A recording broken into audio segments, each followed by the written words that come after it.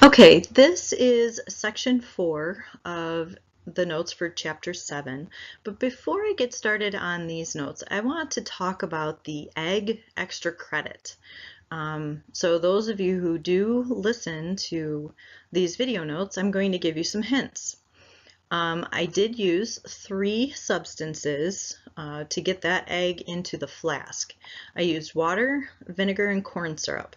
Not necessarily in that particular order, um, but I did use those 3 substances. I need you to be able to figure out how I got the egg in the flask using these substances. You're going to go back to the last set of notes in section 3 and use those concepts to help you think through how I might have used these liquids to get that egg in there.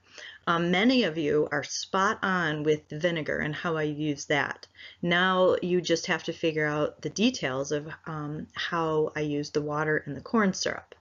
So let's get on with this section.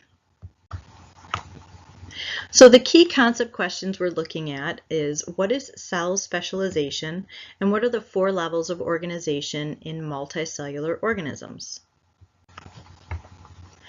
An organism that consists of a single cell is called a unicellular organism. So just like a unicycle has 1 wheel, a unicellular organism has 1 cell. These unicellular organisms can carry out all of their essential functions that larger organisms do. They just use organelles to do it. Then organisms that are made of many cells are called multicellular organisms. They have cells throughout them, and they develop in different ways to perform different tasks. And this process is called cell specialization or differentiation. And you'll want to highlight both of these terms, put a star next to this bullet, because these are key vocabulary terms that will come up many times throughout the year.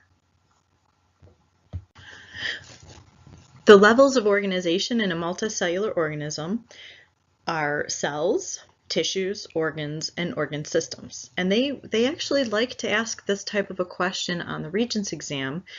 They want you to organize them in the correct order from smallest to largest. So make sure you know the correct order. But individual cells are obviously the first level. That's the most basic. Then cells that are grouped together are called tissues. And then tissues that work together to perform a specific function are going to be called organs. And then groups of organs that work together to perform a specific function is called an organ system. And this actually is the last set of notes for chapter 7, very short section, but just kind of wrapping things up for this whole chapter.